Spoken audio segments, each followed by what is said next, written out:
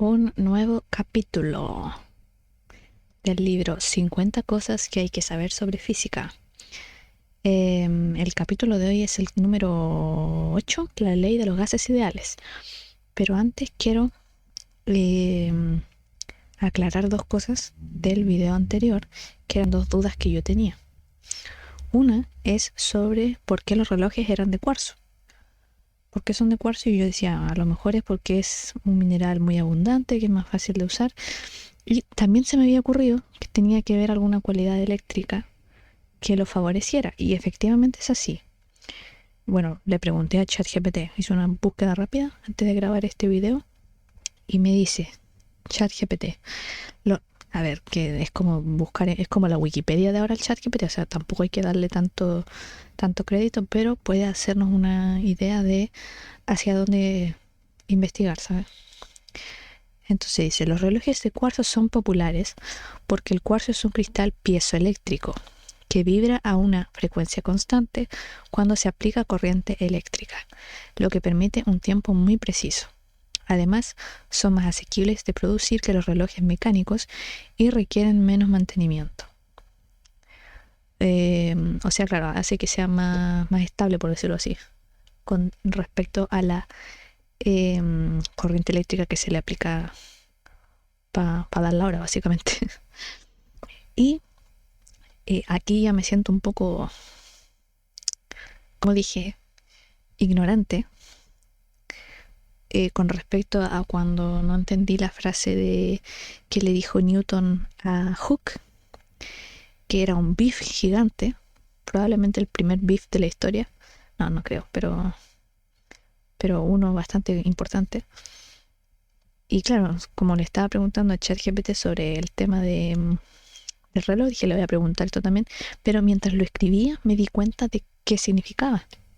Y que en el momento que yo lo leí no lo asocié a lo que significaba porque estaba pensando en la ley de Hooke, que no tenía nada que ver. Decía, ¿qué tiene que ver esto con la elasticidad y con los plásticos y la plasticidad?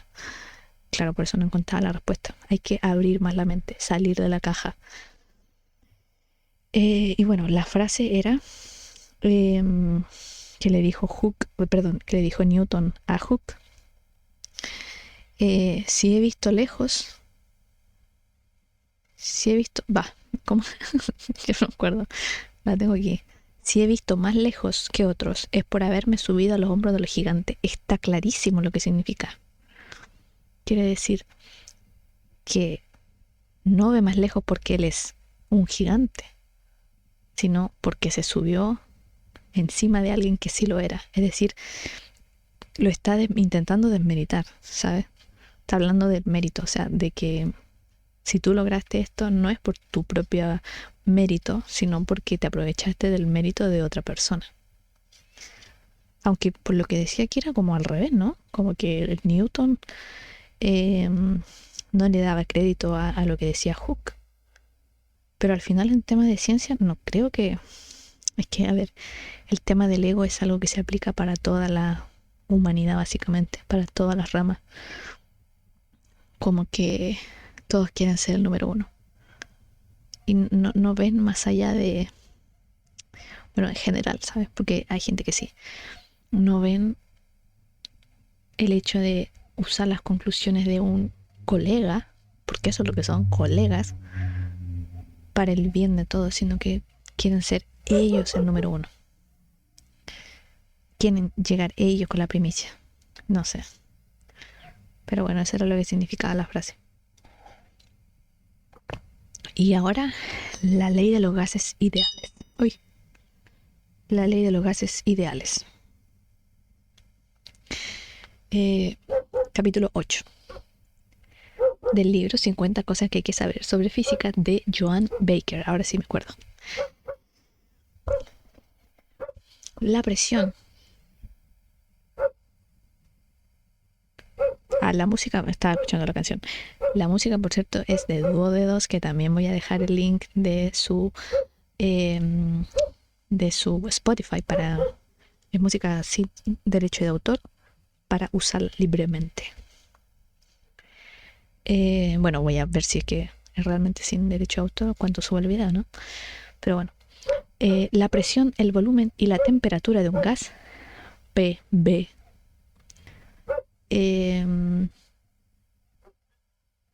está claro, están directamente proporcionales, ¿no? Por la ecuación. La presión, el volumen y la temperatura de un gas están relacionados y la ley de los gases ideales nos explica cómo. Si calentamos un gas, se expandirá. ¿Se expandirá? No, es se expandirá. Voy a preguntarle inmediatamente a ChatGPT. Se dice expandirá o expandirá. Yo diría se expandirá. A lo mejor depende del lugar igual. La forma correcta es expandirá. Claro, está mal traducido. Bueno. Si calentamos un gas, se expandirá si lo comprimimos. No es que si calentamos un gas, se expandirá. Si lo comprimimos, ocupará menos espacio, pero tendrá una presión mayor. Claro. La ley de los gases, claro, uno dice, claro, obviamente, porque ya ha pasado años y uno ya sabe las cosas. Aunque claro, puede que en aquellos tiempos también se supiera, pero no se había elaborado una ecuación, una fórmula que lo explique, ¿sabes? Una fórmula más bien, porque en ecuación tiene que haber un incógnito. ¿De quién era la ley de los gases ideales? ¿De Pauli? No me acuerdo. Bueno, aquí vamos a leer, seguro nos van a nombrar al genio detrás de esta fórmula. La ley de los gases ideales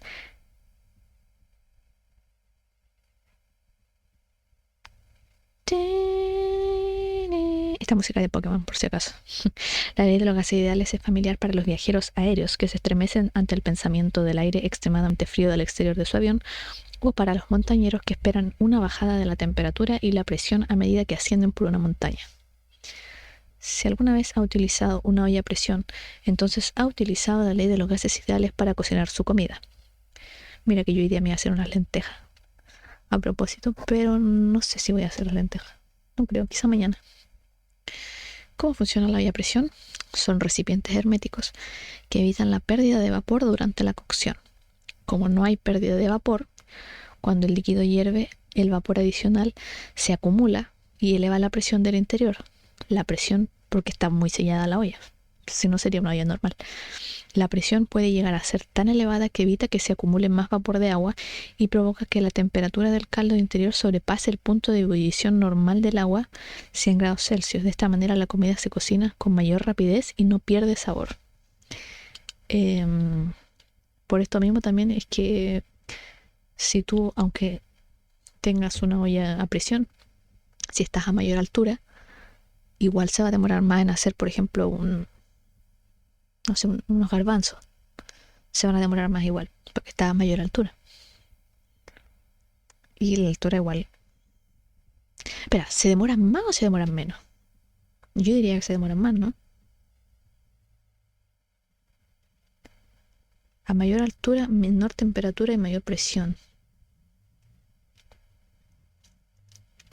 Mayor presión. Vamos a preguntarle a una ChatGPT. Si yo cocino unos garbanzos con una olla a presión, a presión a 3000 metros sobre el nivel del mar, por decir algo, se demoraría más o menos que si los cocino con la misma olla a nivel del mar. No digo que voy a estar en la playa haciendo los garbanzos, pero me refiero a nivel del mar. Respuesta de ChatGPT, el genio del siglo XXI. Los garbanzos cocinados a 3000 metros sobre el nivel del mar tardarían más en cocinarse que si se cocinaran a nivel del mar. Esto se debe a que el agua hierve a una temperatura más baja a altitudes más elevadas.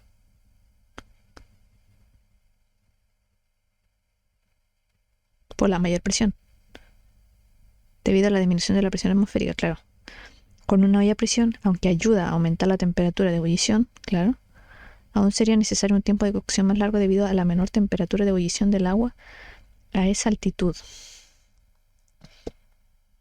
A ver.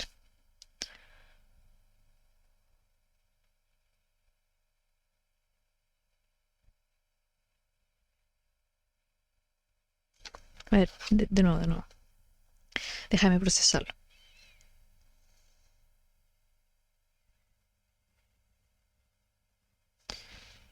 Espérate, tengo dudas.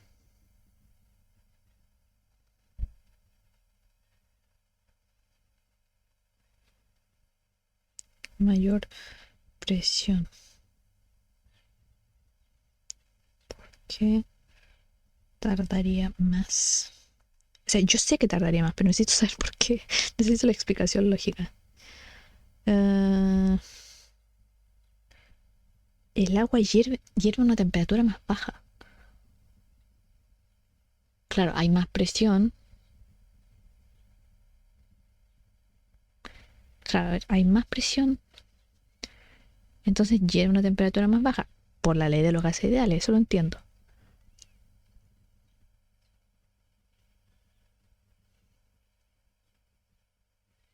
Una olla a presión funciona manteniendo una presión constante interna independientemente de la altitud. Sin embargo, la temperatura de ebullición del agua dentro de la olla sigue siendo afectada por la presión atmosférica exterior. A altitudes más elevadas, la temperatura de ebullición del agua, tanto dentro como fuera de la olla a presión, es menor.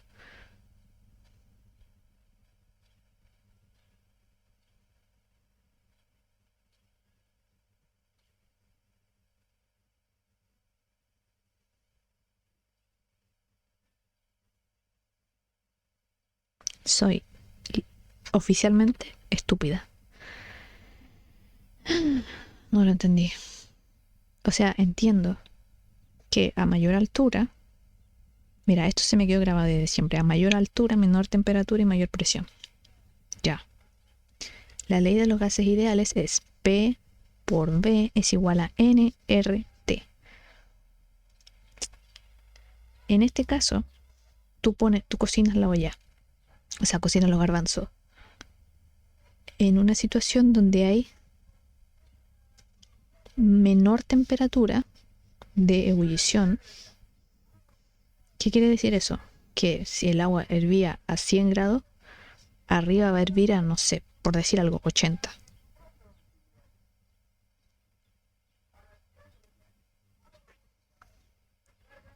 Entonces, si hierve a menos temperatura, yo pensaría que tardaría menos en calentarse.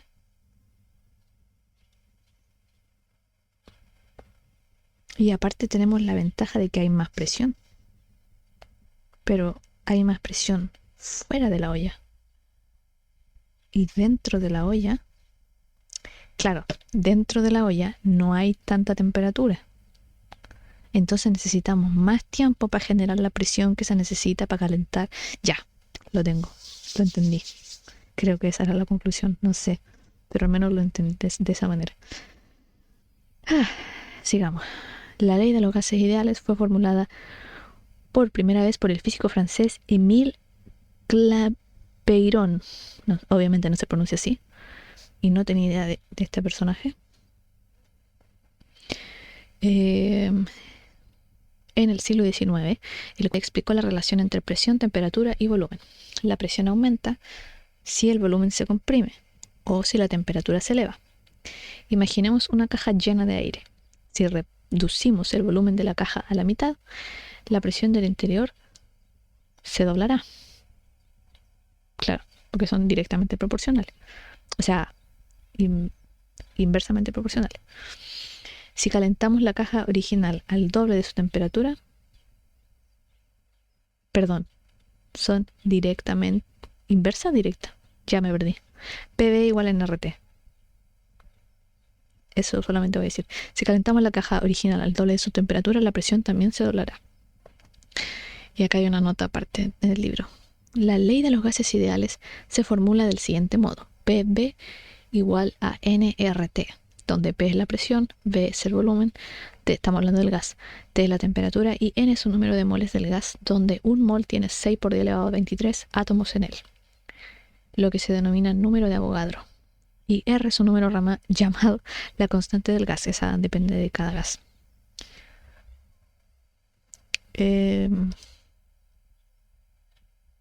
Al desarrollar la ley de los gases ideales, vamos a decirle Clapeyron, ¿ya? No sé cómo se pronuncia. A ver, vamos a buscar.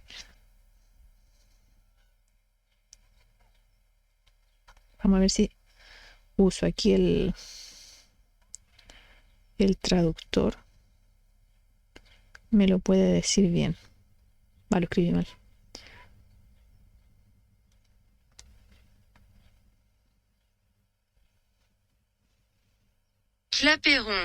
Clapeyron. Ya, vamos a decirlo así. Al desarrollar la ley de los gases ideales, Clapeyron combinó dos leyes previas. Una de Robert Boyle, ese me suena, y otra de Jacques Charles y Joseph Louis Gay-Lussac. Esa también me suena, Gay-Lussac.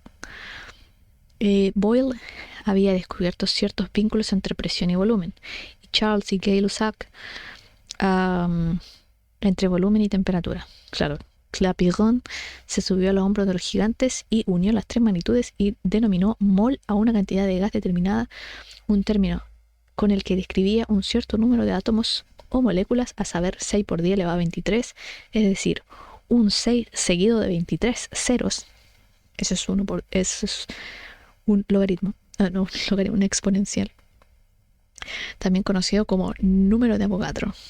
Aunque esto parezca una enorme cantidad de átomos, es aproximadamente el número de átomos que hay en la mina de un lápiz. Estoy procesando eso. Increíble. El mol se define como el número de átomos de carbono menos 12 que se encuentran en 12 gramos de carbono. De otro modo, si obtuviéramos el número de Avogadro de las uvas, estas tomarían el volumen total de la Tierra. ¿Pero qué? El mol se define como el número de átomos de carbono menos 12 que se encuentran en 12 gramos de carbono. Eso es un mol. De otro modo, si tuviéramos el número de Avogadro de las uvas, estas tomarían el volumen total de la Tierra. Se refiere al tamaño, claro. ¿En serio? ¿Y por qué de la Tierra? ¿No puede ser más grande? Gas ideal. No, porque dispara al espacio las demás uvas, por eso. Entonces, ¿qué es un gas ideal? Buena pregunta.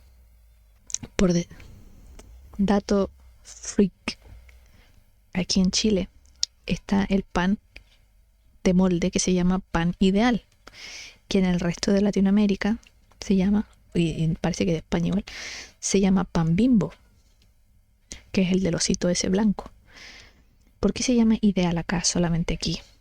Porque había una marca en el momento en que llegó la marca Bimbo acá, que ya existía con el nombre Bimbo, entonces tuvieron que ponerle un nombre diferente y le pusieron el nombre ideal.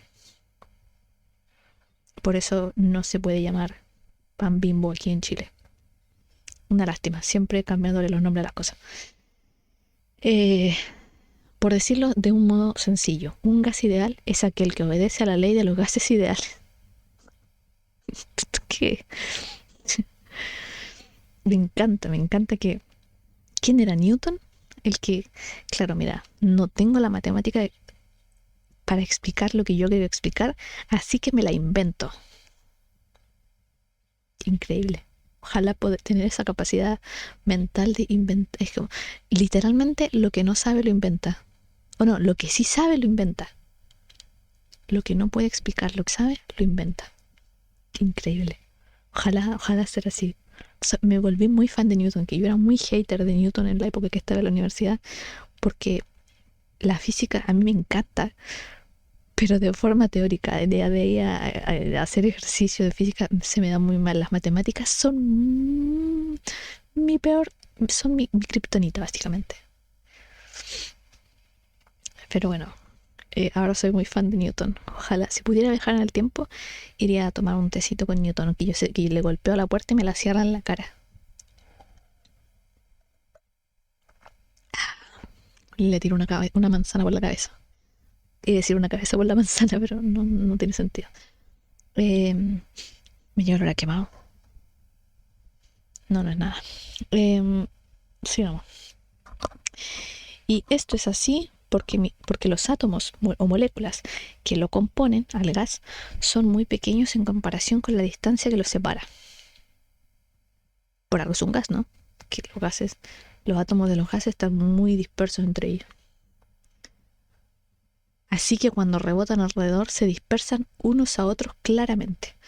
Además, no hay fuerzas adicionales entre partículas que puedan provocar uniones, como sucede con las cargas eléctricas. Ok. O sea, claro, no. Ya, sí lo entiendo. Los gases nobles, como el neón, el argón y el xenón, se comportan como gases ideales formados por átomos individuales, más que moléculas. Las moléculas ligeras simétricas, como las del hidrógeno, el nitrógeno o el oxígeno, se comportan prácticamente como gases ideales, mientras que las moléculas de gas más pesadas, como el butano, es menos probable que lo hagan. Ok.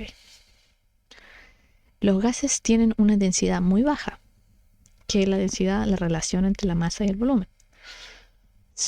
Tienen la densidad literalmente es la fórmula es densidad es igual a masa dividido en volumen. Por eso los gases tienen un volumen muy grande, que es lo que va en la parte de abajo de la fracción.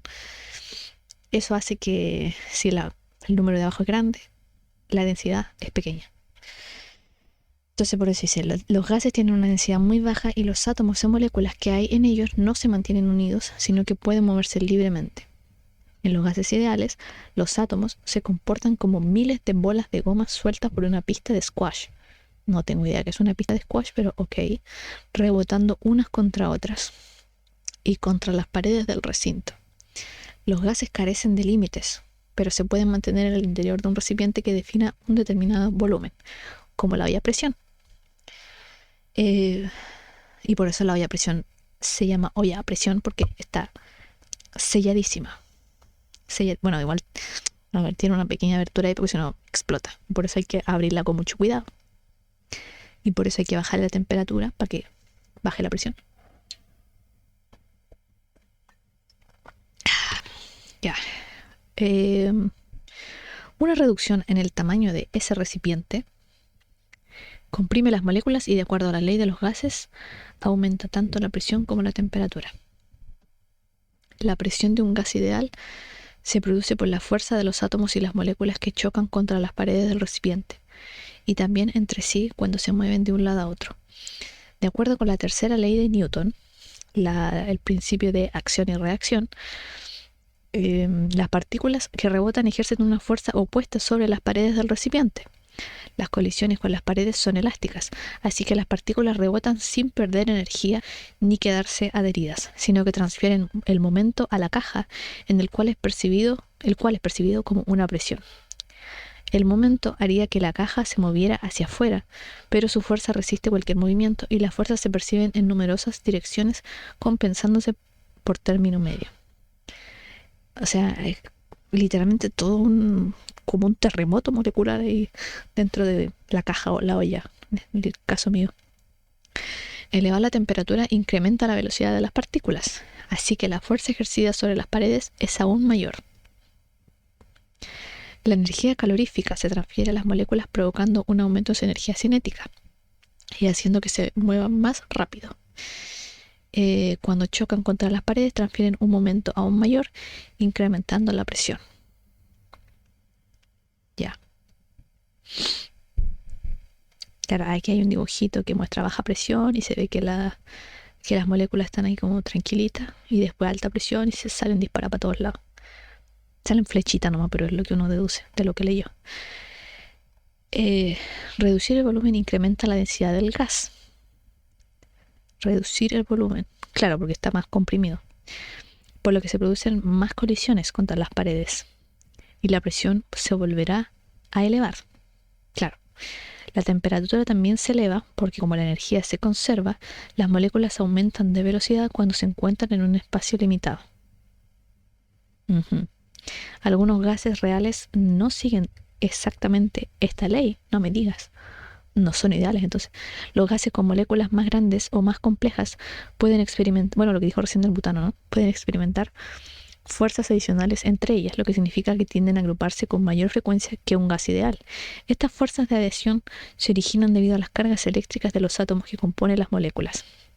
Ya, es más probable que existan si el gas está muy comprimido o muy frío, de forma que las moléculas se mueven con lentitud.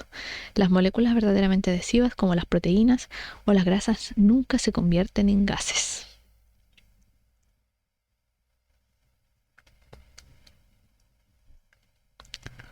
Muy buena. Las proteínas nunca se convierten en gases. O sea, si yo hago una carne asada y sale el humo con el olor, ese olor a carne asada, es el agua solamente, no es la proteína. No es la carne como tal. Por eso después se achica, porque lo que tiene adentro es agua. Y el humo no es parte de la carne que se quemó y se evaporó, por decirlo así. Es pura agua. Ya. Presión y altitud. Cuando escalamos una montaña en la Tierra, gracias por aclarar que en la Tierra, porque nunca he ido a otro planeta a escalar una montaña todavía, la presión atmosférica desciende comparado con la presión que existe. Espera. ¿Cómo?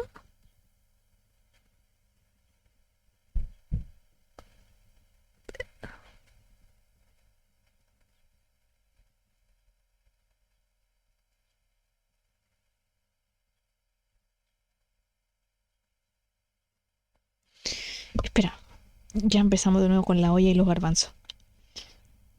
O sea que esto que yo decía, a mayor altura, menor temperatura y mayor presión, ¿es mentira? ¿Me estás diciendo que llevo como unos 15 años diciendo una frase que es incorrecta? Espérate, voy a preguntarle a mi compañero de laboratorio, mi querido amigo ChatGPT. A mayor altura, mayor presión.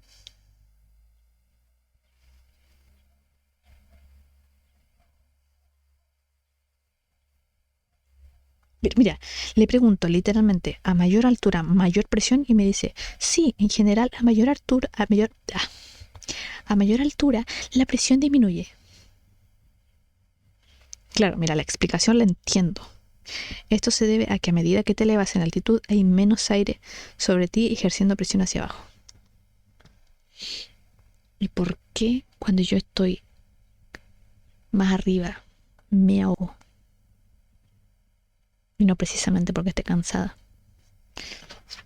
Espérate.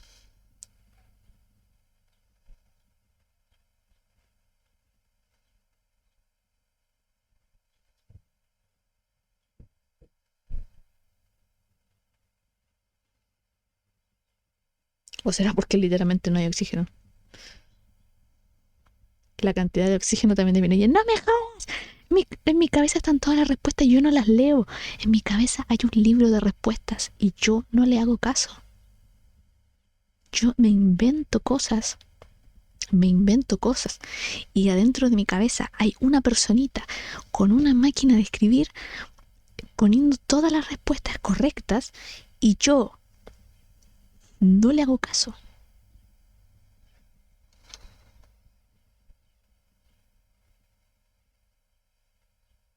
No tiene que ver con la presión, tiene que ver con el oxígeno.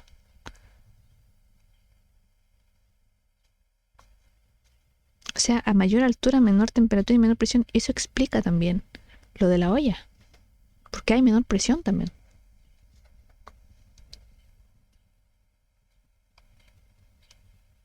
Y lo peor de todo no es que me sienta ignorante hoy, es que mañana no me voy a acordar de nada y voy a seguir pensando que a mayor altura, menor temperatura y mayor presión. Y la persona que está dentro de mi cabeza escribiendo en la máquina de escribir se está volviendo loca. Bueno, sigamos. Íbamos en lo de la menor... ya. Cuando escalamos una montaña en la Tierra, la presión atmosférica desciende comparado con la presión que existe a nivel del mar, solo porque tenemos menos atmósfera encima. Claro, mira, la presión es como, imagínate que tú estás parado en donde estés parado en este momento, a nivel del mar. 0 metros a nivel del mar. Estás en la playa. Y de tu cuerpo hacia arriba, lo más arriba de la atmósfera, se hace una columna que indica todo el aire que está sobre ti. Es como si tú cargaras ese peso, ¿sabes? Ese peso. Ahora, tú te subes a una montaña, al Everest, 8.000 metros de altura. Esa columna que está sobre ti va a ser más pequeña, obviamente. Entonces, esa columna representa a la presión, porque la presión se simboliza, o sea, se trabaja como altura, ¿sabes? Como diferencia de altura. Entonces, menos altura, claro. Bueno, es un volumen técnicamente, pero claro, así en 2D puedes decir diferencia de altura, claro. Porque el volumen al final, si fuera en 3D sería la misma medida, ¿sabes? A menos que esté más gordo o más flaco, da lo mismo, pero aquí lo que importa es la diferencia de altura solamente.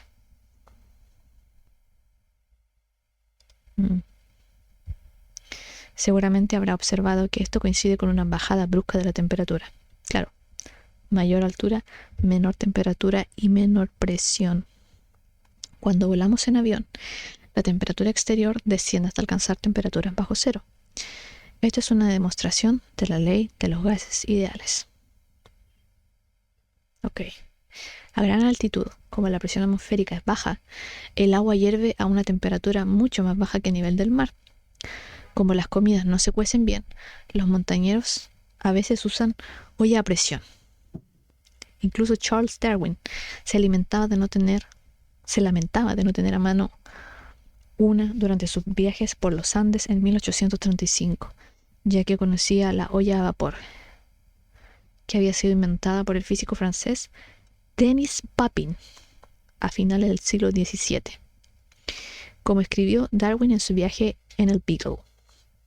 Aquí nos ponemos serios. Habla Charles Darwin. En el lugar donde dormimos, el agua hervía necesariamente a una menor temperatura, debido a la disminución de presión atmosférica, a una temperatura más baja que en un país menos elevado. Era el caso contrario al de la olla de Papin. Así, las patatas, después de estar varias horas cociéndose en agua, estaban casi tan duras como al principio. Dejamos incluso el cazo al fuego toda la noche y al hervirlas de nuevo a la mañana siguiente seguían sin cocerse. Claro, porque ahí la temperatura llega a un límite y la presión también. Entonces no se sigue cociendo por más que pase el tiempo. Claro. Recordé esto mientras oía a mis compañeros discutir acerca de la causa de aquello. Habían llegado a la conclusión de que aquella maldita olla no servía para... que era nueva, la olla era nueva, no servía para cocer patatas. O sea, le echaban la culpa a la olla. El cojo siempre le echa la culpa al empedrado. Vacío. Si pudiéramos volar sobre las montañas hasta la cima de la atmósfera, quizás hasta el espacio exterior, la presión descendería casi hasta cero. Un vacío perfecto no contendría ningún átomo, pero esto es imposible en el universo. Claro. Incluso en el espacio exterior hay átomos diseminados, aunque sean tan solo unos pocos átomos de hidrógeno por centímetro cúbico. Los filósofos griegos, Platón y Aristóteles, no creían que pudiera existir el vacío puro, como tampoco podía existir la nada. Actualmente, las ideas de la mecánica cuántica también han dejado a un lado la idea del vacío como espacio vacío, sugiriendo que está repleto de partículas subatómicas virtuales que aparecen y desaparecen repentinamente. La cosmología ha llegado a sugerir incluso que el espacio puede tener una presión negativa que se manifiesta como energía oscura, acelerando la expansión del universo. Parece que la naturaleza aborrece verdaderamente el vacío, como los seres humanos. Y la idea en síntesis de este capítulo es la física de las ollas a presión. En resumen, literalmente eso, la física de la olla a presión. Muy bueno el capítulo, me gustó mucho. Me hizo sentir definitivamente más ignorante que el video anterior de Hook, del capítulo anterior de Hook. Y seguramente con el siguiente me voy a sentir más ignorante porque es la segunda ley de la termodinámica, un tema que me encanta, pero que se me da muy mal. De hecho, en la universidad tuve 2 cursos solamente, uno de termodinámica y que lo pasé a duras penas, lo aprobé a duras penas, o sea, con la nota mínima, literalmente, no estoy exagerando, con la nota mínima. Y después, unos semestres después, tuve otro curso que se llama transferencia de color, que es como un poco más avanzado, o bastante más avanzado, al menos no era el mismo profesor, era un profesor mucho más técnico y que nos hacía trabajar con programas computacionales que mi PC no daba abasto para ese tipo de programa. Y ahí se veía más el tema de conducción, convección y radiación. Y transferencia de masa y de calor. Bueno, por eso se llama transferencia de calor. No, transferencia de calor, no de masa. Y en el primero se veía este tema de las leyes de la termodinámica de una manera así como introductoria, el tema de la humedad, cosas así, pero sí era un tema que me gustaba mucho y se me daba mal. Y después ya cuando tuve que hacer la tesis, ¿cómo se llama? No es la tesis, es bueno, cuando ya me tengo que titular, no me acuerdo cómo se llama, el examen de grado. Examen de grado son varias asignaturas, como las más, comillas, importantes de toda la carrera, y una de ellas era termodinámica. Y yo nerviosísima y dije, no voy a conseguirlo. Y lo conseguí, afortunadamente.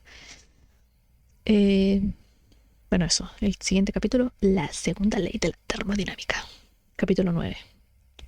Y ahora terminamos con el capítulo de la ley de los gases ideales, o el más conocido como la ley de la olla a presión y los garbanzos en la cordillera de los Andes.